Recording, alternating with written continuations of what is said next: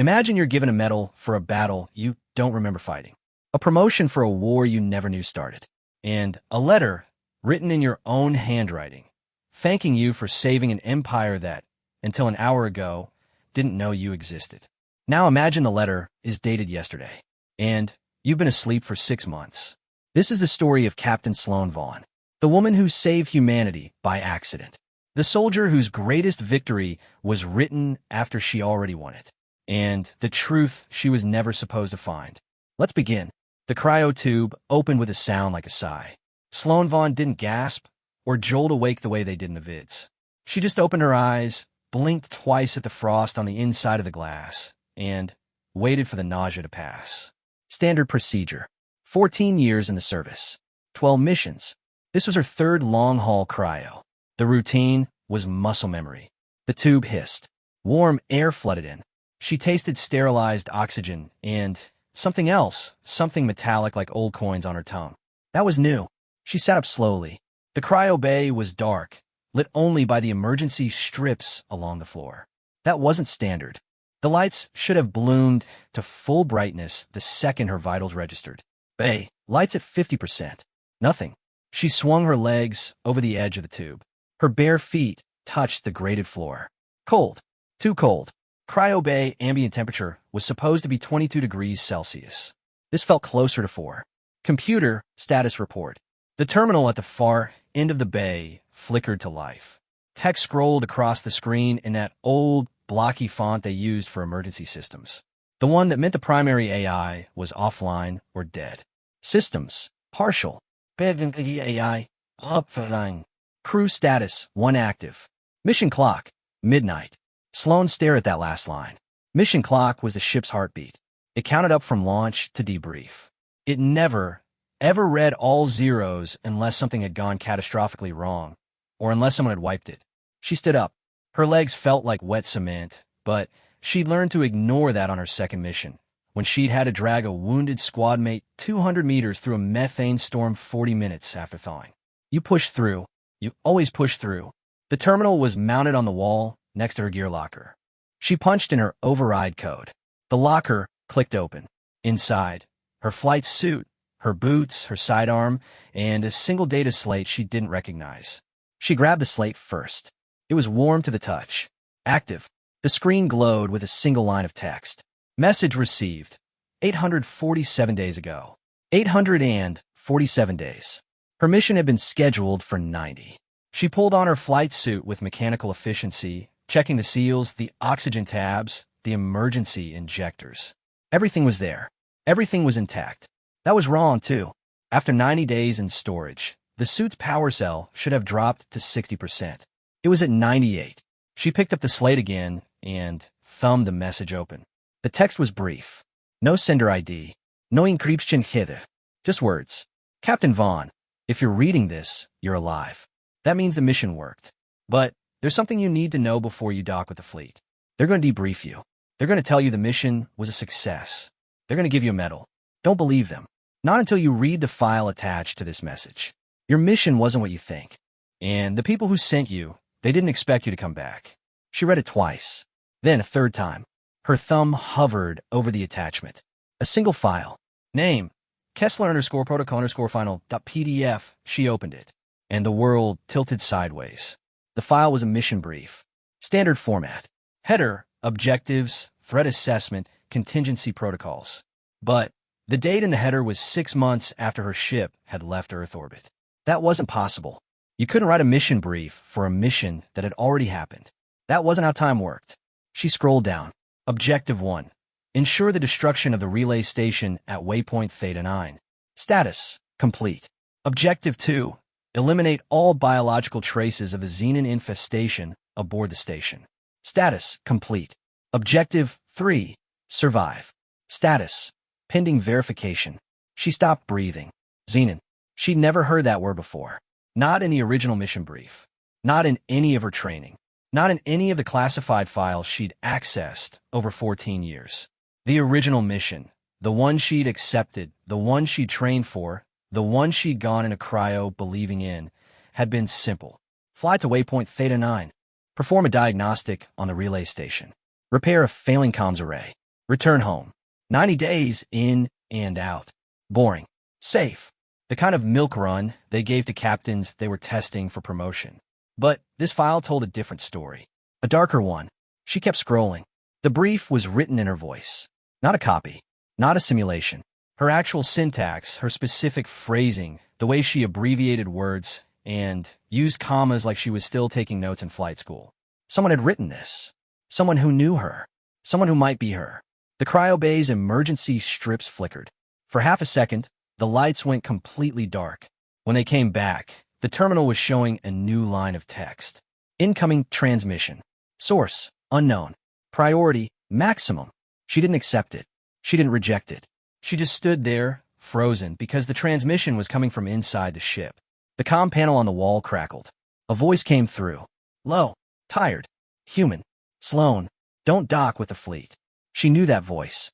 She'd heard it every morning for 6 years, reading her mission logs back to her during debriefs. It was her own voice, but older, rougher, like someone who'd been talking for a very long time without anyone to listen. You're going to have questions, the recording continued. I can't answer all of them. The file will answer most. But the one you're thinking right now, how is this possible? That one I can answer, because I wrote the brief after I got back. After the first time, and then I went back, and then I wrote it again, and again, and again. She sat down, not because she wanted to, because her legs stopped working. You're not the first Sloan Vaughn to wake up in this bay, the recording said. You're not the 10th. You're not the 100th. You're the 247th. And every single one before you made the same choice. They docked with the fleet. They accepted the medal. They went home. And 6 months later, they were back in cryo, heading to Theta 9 to do it all over again. Because the Xenon aren't gone. They were never gone. And the fleet doesn't want you to know that. The recording stopped. The terminal screen went dark. And then, in the silence, Sloan heard something she'd never heard on any ship in 14 years. Footsteps, coming from the corridor outside the cryo bay. She reached for her sidearm. The grip was cold against her palm. The safety clicked off. She didn't call out. She didn't announce herself. She just waited, breath shallow, finger resting against the trigger guard. The footsteps stopped at the door. A knock. 3 slow, deliberate raps. Then a voice. Not a recording this time. Live. Real. Close enough to touch. Captain Vaughn. My name is Dr. Eristhorn. I'm the one who wrote the message on your slate. I'm the one who's been watching you sleep for 847 days. And I'm the one who needs to tell you that the thing you killed at Theta 9? A pause. Long enough for her to feel the sweat on her palms. It wasn't alone. She opened the door. She didn't know why. Every instinct she had, every hour of combat training, every field manual, every screaming voice in the back of her skull told her to keep it shut, to seal the bay, to wait for backup that wasn't coming. But she opened it anyway, because the voice on the other side sounded exactly like someone who'd been telling the truth for too long to bother with lies. The man standing in the corridor was not what she expected. No uniform, no weapon, no frantic, desperate energy. He was tall, thin, with the kind of pale skin that came from years without sunlight. His eyes were dark and calm, like a doctor's should be. His hands hung at his sides, open and empty. He was also wearing a Fleet Science Division jacket with a patch she didn't recognize. A circle divided into 3 parts, each one a different shade of gray. The symbol for something classified, something buried. You're real, she said. It wasn't a question. Unfortunately, he replied. May I come in? She didn't move aside. She kept the sidearm trained on his chest. Start talking. He nodded, like he'd expected that response. Like he'd heard it before. The mission you remember, the diagnostic at Theta 9, that was real. That was the cover. But the actual objective was buried in a subclause of your contract. Section 14, paragraph 3. The one that says, in the event of unforeseen biological contamination, the captain is authorized to enact emergency sterilization protocols. Do you remember signing that? She did. Vaguely. It was one of those paragraphs you skimmed, the legal equivalent of boilerplate. Every captain signed it. That paragraph was written for one reason, Thorne said. The Xenon, a parasitic life form that doesn't exist in any database, doesn't show up on any scan, doesn't trigger any alarm, because it was engineered, not by us, by something else. He took a step forward. She didn't shoot. She didn't lower the gun, either. The relay station at Theta 9 wasn't a comms array, he said. It was a quarantine zone. 20 years ago, a deep space probe brought back a sample of something from the edge of the system. Something that wasn't supposed to be there. Something that grew. The fleet built the station to contain it. And for 18 years it worked. Then the containment failed. And the fleet needed someone to go in and clean up the mess without knowing what they were cleaning. Because if the crew knew, they'd refuse the mission. And if the public found out, there'd be panic. She lowered the gun. Just an inch. Just enough to let him know she was listening. That's where you came in, Thorne said. You and the 246 captains before you. You went to Theta 9. You found the station overrun. You activated the sterilization protocol. You burned the xenon out of every bulkhead, every conduit, every ventilation shaft. And then you came home, and the fleet gave you a medal. And 6 months later, the xenon grew back. Because you can't burn something that lives in the quantum foam between atoms. You can only slow it down. The corridor lights flickered. Sloane's grip tightened on the gun. So they sent you again, Thorne continued. And again, and again. Each time you woke up, you docked with the fleet, you debriefed, you went back into cryo, and you forgot. Because the memory suppression was part of the protocol. They couldn't have you remembering that you'd already done this 100 times. You'd start asking questions. You'd start refusing. So they wiped you. Every time, she felt something cold settle into her chest. Not fear, not anger, something worse. Something that felt like the truth finally, catching up to a lie she hadn't known she was living. How do you know all this? She asked. Thorne smiled. It was not a happy smile.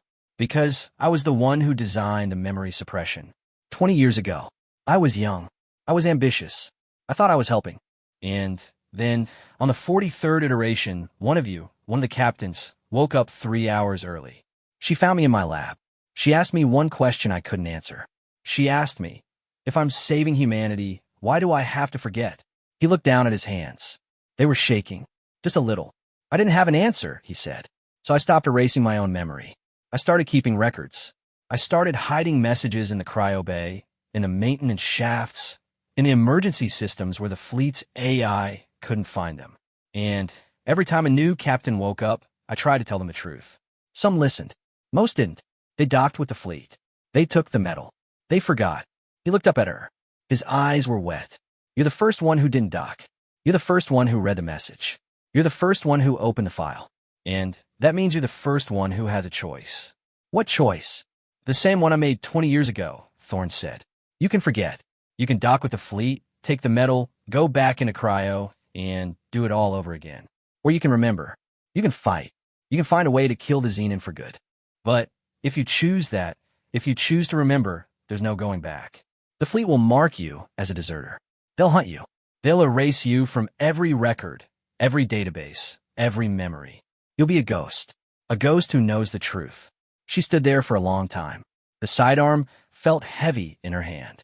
The cryo bay hummed behind her. The corridor stretched out in front of her, dark and endless. She thought about the medal she'd never received, the promotion she'd never earned, the life she'd never lived because she'd been too busy dying and forgetting and dying again. Then she thought about the xenon, about the thing she'd killed at Theta 9, about the way it had screamed when the fire touched it. Not in pain, in recognition, like it knew her, like it had seen her before. Show me, she said. Thorne blinked. Show you what? The xenon, the real one, not the quarantine sample, not the burnt husk, the thing that's been growing back every 6 months for 20 years. Show me what I've been fighting. Thorne studied her face for a long moment. Then he nodded, turned, and walked into the darkness. She followed. They walked for 10 minutes through corridors she didn't recognize. The ship was larger than her mission brief had indicated. Much larger. There were sections sealed behind blast doors, sections marked with biohazard symbols she'd never seen, sections where the lights didn't work, and the air smelled like burnt plastic and old blood. Thorne stopped in front of a door with no handle. Just a keypad and a retinal scanner. He typed a code she couldn't see, leaned into the scanner, and waited. The door opened. The room beyond was small, circular, walls lined with monitors, each one showing a different view of the same thing.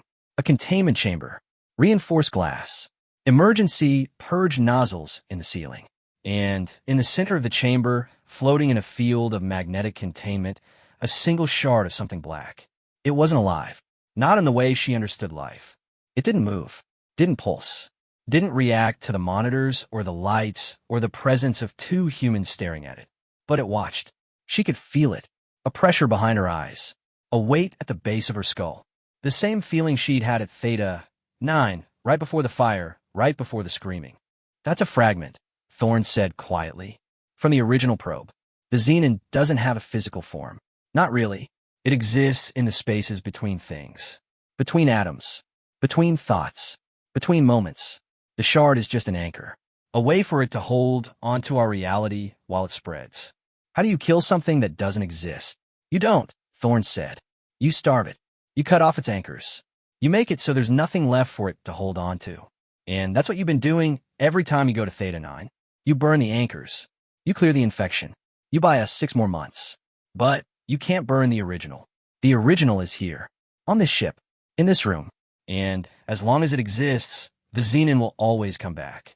She turned to face him. Then, why haven't you destroyed it? Thorne's face went pale. Not with fear. With something worse. Guilt. Because I tried, he said. 20 years ago. When I first realized what the Xenon was. I tried to destroy the shard. I overrode the containment field. I triggered the emergency purge. I watched the plasma fire burn for 3 hours. He swallowed. When the fire went out, the shard was still there. Untouched. Unharmed. And there was something written on the glass of the containment chamber. Something that wasn't there before. What? Thorne walked to the nearest monitor. He tapped a few keys. The screen changed to a freeze frame of the containment chamber, taken 20 years ago, seconds after the fire died. Sloane leaned closer. There were words on the glass, scratched from the inside, in a language she didn't recognize. But beneath the words, written in smaller, sharper letters, was a translation. Someone had added it later. Someone who'd been in the room after the fire. You cannot destroy what you do not understand. She stared at the words. Her reflection stared back. That's when I started keeping records, Thorne said. That's when I started hiding messages. Because I realized the fleet wasn't trying to destroy the Xenon. They were trying to contain it, to study it, to learn from it. And they were using you, using all of you, as the containment field. Every time you went to Theta 9, you weren't just buying time. You were feeding the Xenon data, combat data, adaptation data. You were teaching it how to fight us. The room went silent. Sloane looked at the shard, at the words on the glass, at the reflection of a woman who died 246 times without ever knowing it. Then, we stopped feeding it, she said. Thorne shook his head. The fleet won't allow it. They have protocols, contingencies. If we refuse to go to Theta 9, they'll send someone else. They'll keep sending people until the Xenon has learned everything there is to know about human combat. And then it wins. Yes. She holstered her sidearm. The weight of it felt different now. Smaller. Less important. You said I had a choice, she said. Forget or remember. But you left something out. Thorne frowned. What? Fight. She turned away from the shard. Away from the monitors. Away from the weight of 246 deaths pressing against her skull. The Xenon exists in the spaces between things, she said. Between atoms. Between thoughts. Between moments. You can't burn it. You can't shoot it. You can't contain it. But you said something else. You said it needs anchors. Something to hold on to. Something in our reality. Thorne nodded slowly. Yes, the shard is the primary anchor. But there are others. The station at Theta 9. The infected crew members. The data in the fleet's databases. Anything that carries a trace of the Xenon's quantum signature becomes an anchor. Then, we don't destroy the anchors, Sloane said. We move them. Thorne blinked. Move them where? She smiled. It was not a kind smile. It was the smile of someone who just realized the enemy had been playing checkers while she'd been learning to play a completely different game. The Xenon exists in the spaces between things, she said again. But space isn't empty. Space is full of things we can't see. Dark matter, dark energy, quantum fluctuations. The Xenon lives in the gaps. So let's give it a bigger gap. Let's open a hole in reality so big, so deep, so empty, that the Xenon has no choice but to fall into it. And then we seal the hole behind it. Thorne stared at her. His mouth opened. Closed. Open again. That's impossible, he said. The energy required to open a quantum fissure that size would what? Destroy the ship? Kill us both? We've died 246 times. Doctor, what's one more? She walked past him, back toward the door. But if it works, if we can push the Xenon into a quantum void and seal it, then there are no more anchors, no more infections, no more Theta 9, no more forgetting. She paused at the threshold, looked back at him over her shoulder. You asked me what I wanted to see. I've seen it. The enemy, the cage, the key. Now I want to know something else. What? How long will it take to build a bomb that can tear a hole in reality? Thorne was quiet for a long moment. Then he laughed. It was a broken, desperate sound, but beneath it there was something else, something that sounded like hope. 3 days, he said. If I start now. Then start now. She walked out of the room. The door hissed shut behind her, and somewhere in the spaces between atoms, between thoughts, between moments, the Xenon watched. And for the first time in 20 years, it did not understand what it was seeing. 3 days. That was the timeline Thorne gave her. 3 days to build a bomb that could tear a hole in reality. 3 days to turn a containment ship into a singularity launcher. 3 days to do something that had never been done before, using parts that were never designed to work together, powered by a reactor that was never meant to handle that kind of load. 3 days. Sloan spent them preparing. Not the bomb. She couldn't help with that. Thorne worked alone in his lab, welding, coding, muttering to himself in a language that sounded like math, and desperation had a baby. She stayed out his way. She checked on him every 6 hours, brought him food he didn't eat, water he didn't drink, coffee he inhaled like it was oxygen. But mostly, she sat in the cryo bay, alone, thinking. She read the file again. All of it. Every page, every attachment, every hidden sub-file she hadn't noticed the first time. The story was worse than Thorne had told her. The Xenon wasn't just an infection. It was a message, a signal sent from somewhere outside the galaxy, encoded in the quantum foam, designed to spread and adapt and learn. The probe that brought it back wasn't an accident. It was a delivery system. Someone, something, had sent the Xenon to humanity on purpose. Why? The file didn't say. Maybe Thorne didn't know. Maybe no one knew. Maybe the answer was sitting in the shard, waiting for someone brave enough to ask. She thought about the 246 captains before her, the ones who docked with the fleet, taken the medal, forgotten. Were they still out there? Still alive? Still serving? Still fighting? Still dying without ever knowing why? Or had the Xenon already taken them? Already learned from them? Already adapted to every trick they knew? She didn't have answers. She had a bomb, a plan, a doctor who hadn't slept in 3 days and was starting to smell like burnt wiring and regret. On the morning of the 3rd day, Thorne found her in the cryo bay. He looked terrible, dark circles under his eyes, a tremor in his left hand. But he was smiling, a real smile, the kind she hadn't seen on his face since she'd opened the door. It's ready, he said. She stood up. Show me. The bomb was beautiful. That was her first thought. Not terrifying, not dangerous. Beautiful. It hung in the center of Thorne's lab, suspended in a magnetic field, glowing with a soft blue light that pulsed like a heartbeat.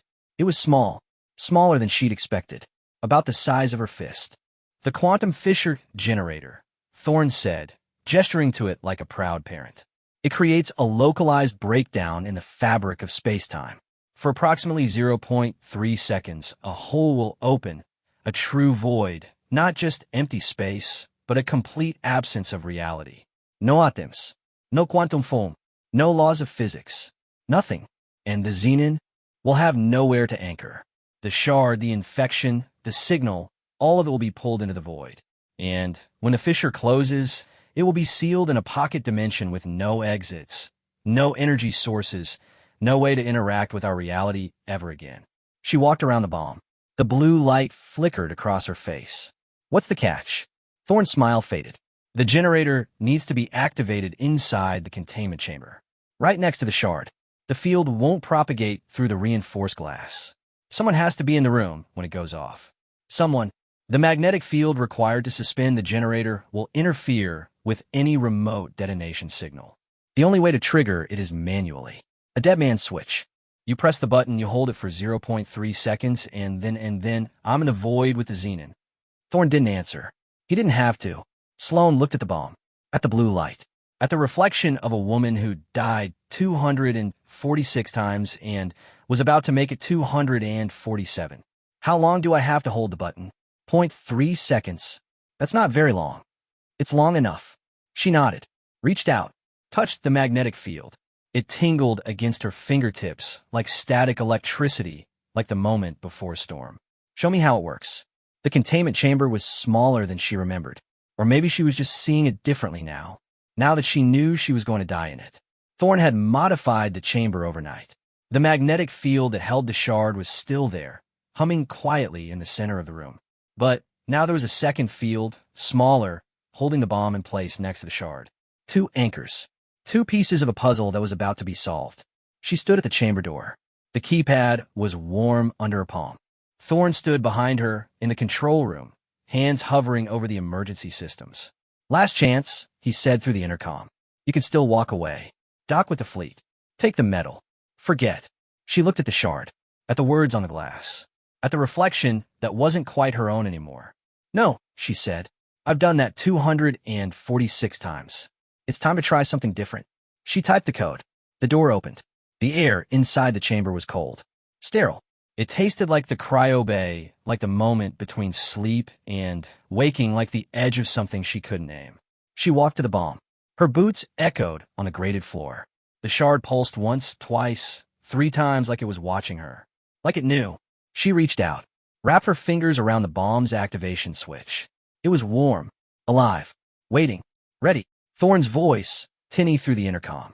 She looked up at the observation window, saw his face, pale and tired and hopeful in a way she hadn't seen in 20 years. Ready, she said. On my count. 3, 2, 1. She pressed the button. The bomb didn't explode. That was the first thing she noticed. No fire. No sokwabe. No sound. The blue light flared, bright as a sun, bright as the moment of creation, and then it folded. The light folded inward, collapsing into a point so small she couldn't see it, couldn't feel it, couldn't comprehend it. And then the hole opened. It wasn't black. Black was a color. This was the absence of color, the absence of light, the absence of everything she'd ever known. It opened in the center of the chamber, right where the shard had been, and it pulled. She felt it in her bones, in her teeth, in the space behind her eyes where thoughts lived. The pull wasn't physical. It was existential. It was reality itself reaching out and saying, come home. The shard went first. It shattered into a million pieces, each piece smaller than the last, each piece vanishing into the void like sand through an hourglass. Then, the chamber walls began to crack. Not the glass, the walls, the reality behind the walls. The Xenon's anchors, all of them, everywhere, suddenly visible as threads of black light connecting the shard to the station, to the ship, to the data in the fleet's databases, to the memories in 246 erased minds. The threads snapped, one by one, pulled into the void, erased, and still she held the button. Her hand was shaking. Her arm was shaking. Her whole body was shaking because the void was pulling at her now, tugging at the edges of her existence, asking her to let go, to step in, to become nothing. 0.1 seconds. She thought about her mother, about the last time she'd seen her, standing in the launch bay, waving goodbye, about the letter she'd never written, about the words she'd never said. 0.2 seconds. She thought about the 246 captains, about their medals, their promotions, their forgotten lives. She thought about the Xenon, about the thing that had sent it, about the message she still didn't understand. 0.3 seconds. She let go of the button. The void collapsed. It happened faster than thought. One moment, the hole was there, gaping, hungry, endless. The next moment, it was gone. Sealed. Closed. As if it had never existed. The blue light faded. The bomb fell to the floor, inert, cold. The chamber walls were intact. The observation window was intact. Everything was exactly as it had been, except for the shard. The shard was gone. Sloane stood in the center of the chamber.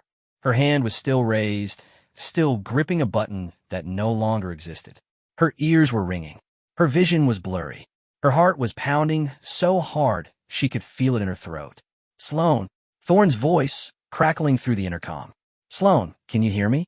The shard is gone. The anchors are gone. The Xenon is... He stopped. She looked up at the observation window. Thorn was staring at something behind her. His face had gone white. She turned around.